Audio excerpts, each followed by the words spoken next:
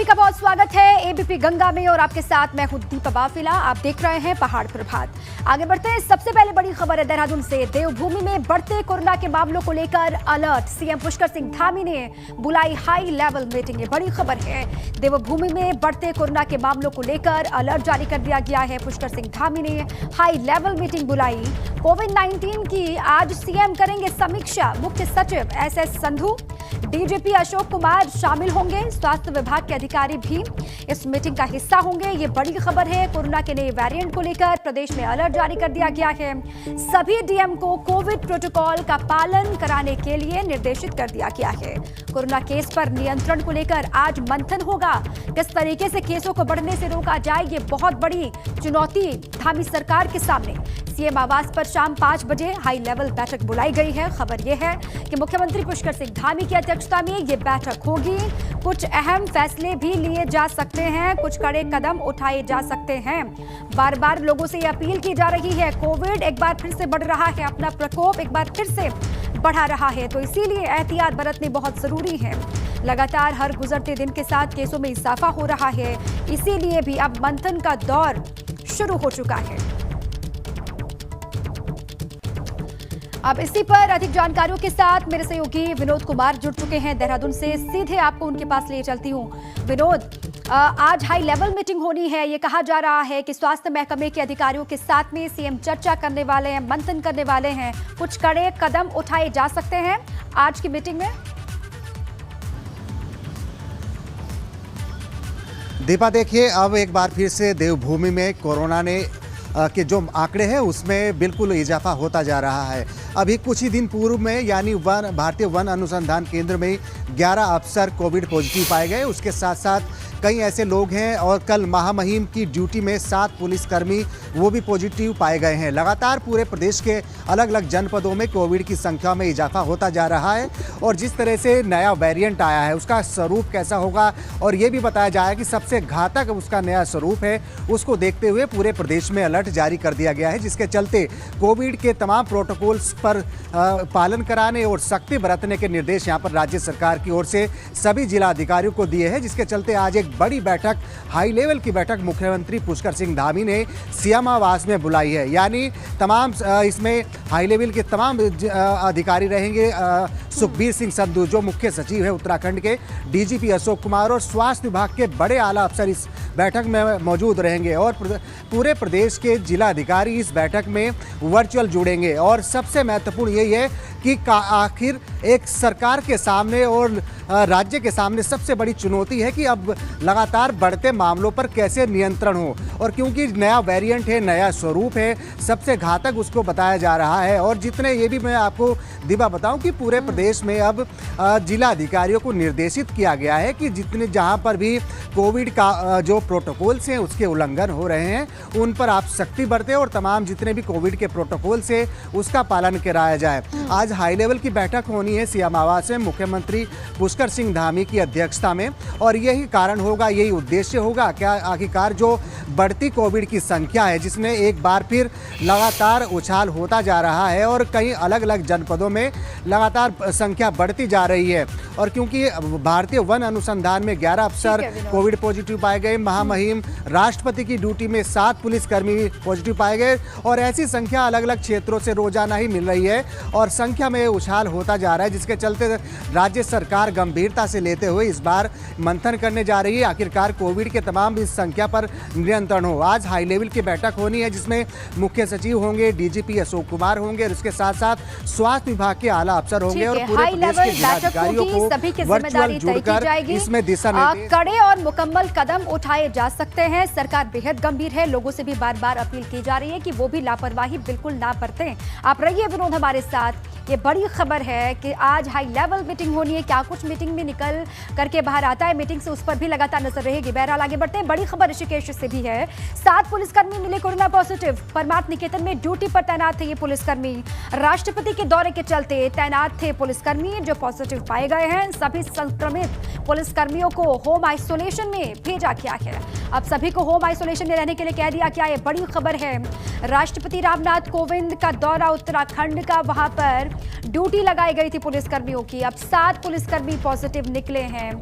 इनको home isolation में जाने के लिए कह दिया गया है। अब देखिए किस तरीके से लगातार मरीजों की संख्या में इजाफा हो रहा है।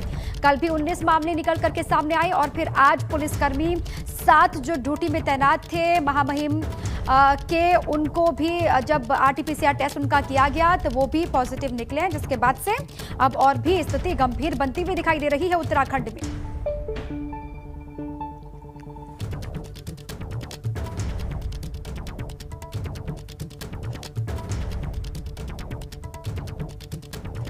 अब आगे बढ़ते हैं। देवस्थानम बोर्ड पर धामी सरकार बड़ा फैसला ले सकती है। जी हाँ, चारधाम देवस्थानम प्रबंधन बोर्ड को लेकर बनी हाई लेवल कमेटी ने मुख्यमंत्री को अपनी रिपोर्ट सौंप दी है।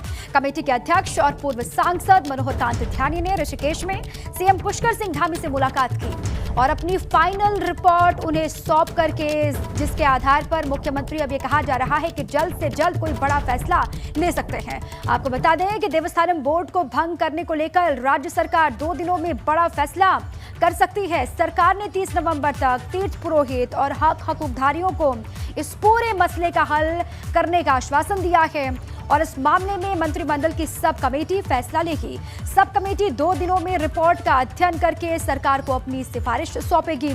मनोहर कांत ध्यानी की अध्यक्षता में बनी हाई पावर कमेटी ने अपनी रिपोर्ट सरकार को सौंप दी है। इसीलिए कहा जा रहा है कि आने वाले 2 दिनों में फैसला संभव है।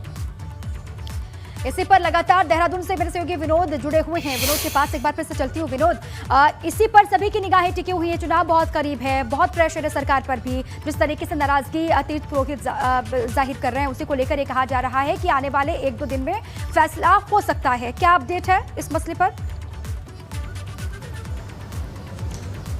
बिल्कुल दीपा, देखिए सबकी निगाहें इसी राज्य सरकार के फैसले पर टिकी हुई है। आखिरकार देवस्थानम बोर्ड को भंग करने के लिए राज्य सरकार क्या निर्णय लेती है।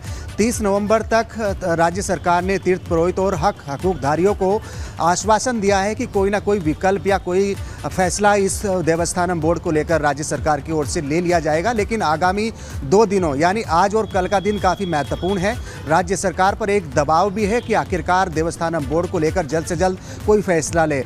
हाई पावर कमेटी की जो एक रिपोर्ट है, उन्होंने मुख्यमंत्री को अपनी रिपोर्ट सौंप दी है। उसका अध्ययन अभी राज्य सरकार की ओर से मंत्रिमंडल के तमाम सदस्य कर रहे हैं और आगामी आज और ये 2 दिनों का दिन है, काफ़ी महत्वपूर्ण ये 2 दिन है। इसमें कोई ना कोई फैसला राज्य सरकार लेने जा रही है और सूत्रों की जो जानकारी है ये मिल रही है कि आखिरकार देवस्थानम बोर्ड को राज्य सरकार भंग कर सकती है, क्योंकि लगातार अब राज्य सरकार के ही विधायक और तमाम ऐसे जो पार्टी के वरिष्ठ नेता हैं, उन्होंने भी सवाल उठाना शुरू कर दिया है कि आखिरकार जब इतना विरोध इस एक्ट का है, इस विधेयक का है, तो क्यों ना इसको खत्म कर दिया जाए। 2 साल से लगातार इस एक्ट का विरोध होता आ रहा है और अब राज्य सरकार के सामने सबसे बड़ा प्रेशर ये है कि आखिरकार इस पूरे मसले का हल कैसे निकले।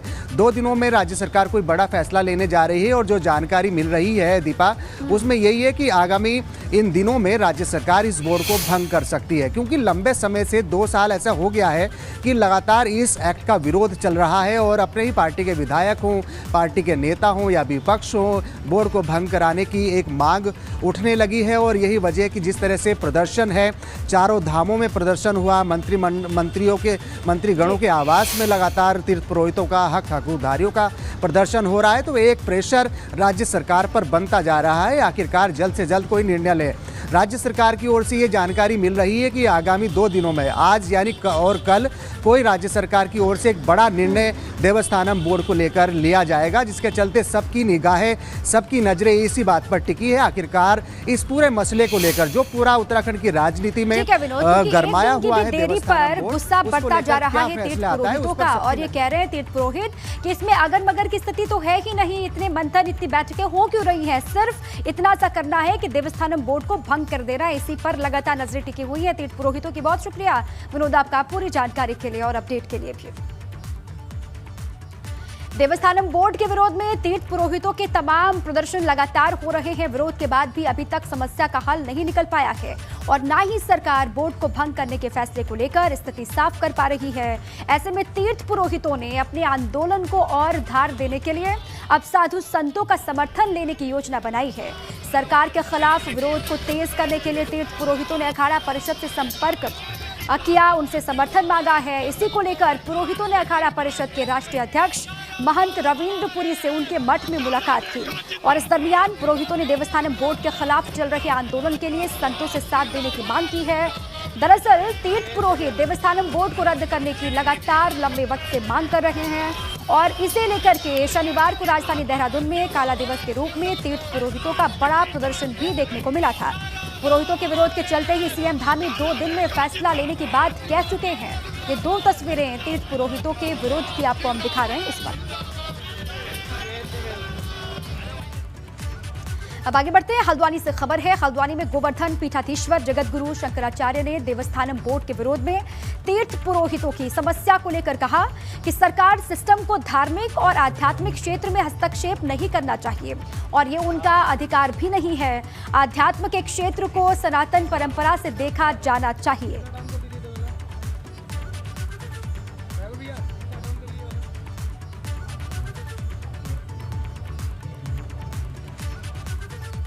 अब आगे बढ़ते हैं, आज सीएम पुष्कर सिंह धामी सितारगंज के दौरे पर पहुंचने वाले हैं। यहां सीएम गन्ना मिल में पेराई सत्र का उद्घाटन करेंगे। दोपहर करीब 12 बजे का वक्त है। सीएम पुष्कर सिंह धामी का खतीमा पहुंचने का कार्यक्रम है और इस दौरान उनके साथ गन्ना विकास एवं चीनी उद्योग मंत्री स्वामी यतीश्वरानंद और विधायक सौरभ बहुगुणा भी मौजूद रहेंगे। आपको बता दें कि सितारगंज चीनी मिल में इस बार पेराई सत्र करीब 4 साल के बाद शुरू होगा। पिछले 4 सालों से चीनी मिल पेराई सत्र का इंतजार कर रही थी। चीनी मिल में बॉयलर का पूजन पहले ही हो चुका है। मरम्मत कार्यों और पेराई सत्र को लेकर सीएम धामी ने चीनी मिल का सितारगंज विधायक सौरभ बहुगुणा और गन्ना मंत्री यतीश्वरानंद के साथ निरीक्षण भी किया था। सितारगंज चीनी मिल में सितारगंज, नानकमत्ता और खतीमा के किसानों का गन्ना पेराई के लिए आता है। और आपको ये भी हम बता दें कि विधायक रहते धामी ने कहा था कि 4 साल से बंद पड़ी चीनी मिल के उद्घाटन के लिए सीएम को लाएंगे और कुछ समय के बाद धामी खुद सीएम की कुर्सी पर विराजमान हो गए। पदभार ग्रहण करते ही उन्होंने गन्ना मंत्री यतीश्वरानंद, सितारगंज और नानकमत्ता विधायकों के साथ बैठक करके मिल को इसी सत्र से चलाने का निर्णय लिया था और कैबिनेट में प्रस्ताव पारित होने के बाद विभाग के अफसरों को प्राथमिकता के साथ किसी भी परिस्थिति में मिल संचालित करने के आदेश दे दिए थे और आज वो घड़ी है जब इसका उद्घाटन खुद सीएम धामी करने वाले हैं।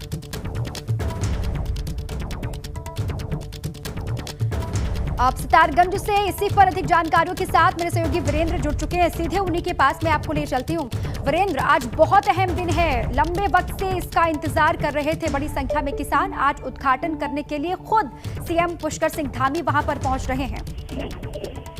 जी, इस बारे में बताना चाहूंगा कि चीनी मिल आज से 4 साल पहले बंद हो गई थी। तब से किसानों द्वारा लगातार आंदोलन चलाया गया था कि क्षेत्र के खटीमा, नानकमत्ता, सितारगंज के किसानों का जो गन्ना है वो यूपी और किच्छा भेजना पड़ता था, जिसमें खर्चा भी ज्यादा आता था और समय भी लगता था, जिसके चलते उनकी मांग थी कि सितारगंज चीनी मिल को फिर से खोला जाए। सरकार ने उनकी मांग पर विचार करते हुए चीनी मिल इस वक्त से फिर से खोलने का निर्णय लिया है और आज प्रदेश के मुख्यमंत्री, गन्ना मंत्री और स्थानीय विधायक द्वारा चीनी मिल के इस सत्र का विधिवत शुभारंभ किया जाएगा और किसानों को बहुत उम्मीद है जो क्षेत्र का गन्ना है वो चीनी मिल में फिर से पेराई हो सकेगा। चले धीरेन्द्र, बहुत शुक्रिया आपका पूरी जानकारी के लिए। लंबे वक्त से इंतजार, 4 सालों का इंतजार अब खत्म होने वाला है। पेराई सत्र की शुरुआत आज से होने जा रही है। उद्घाटन सीएम पुष्कर सिंह धामी करेंगे।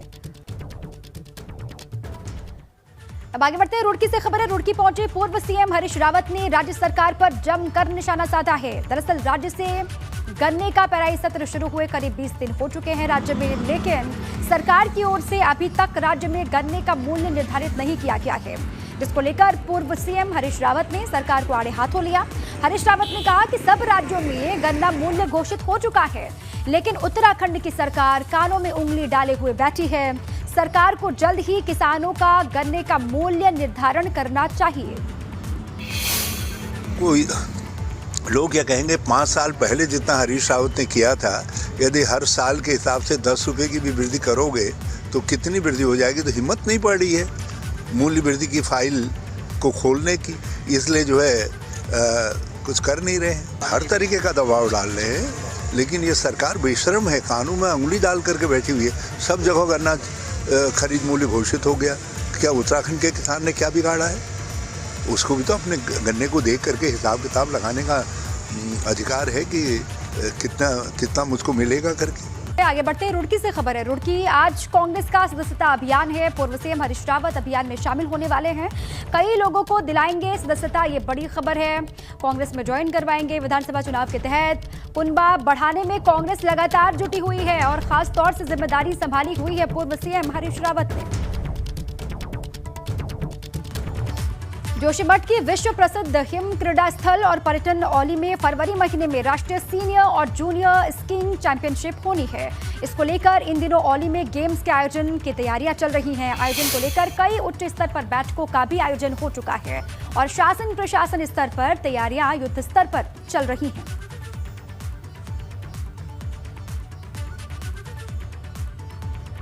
जोशीमठ में भारत चीन सीमा पर मेरगा गांव में पिछले कई दिनों से चल रहा पांडव नृत्य का समापन हो गया है।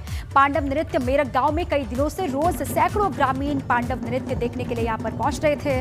कड़ाके की ठंड के बीच पांडव के पशवा ढोल धमाऊ के थाप पर विभिन्न प्रकार के नृत्य करते दिखे। लोग पांडवों की पूजा अर्चना करके क्षेत्र प्रदेश की खुशहाली सुख शांति की कामना कर रहे हैं। मेरग गांव में हर 3 साल बाद इस पांडव नृत्य का आयोजन किया जाता है।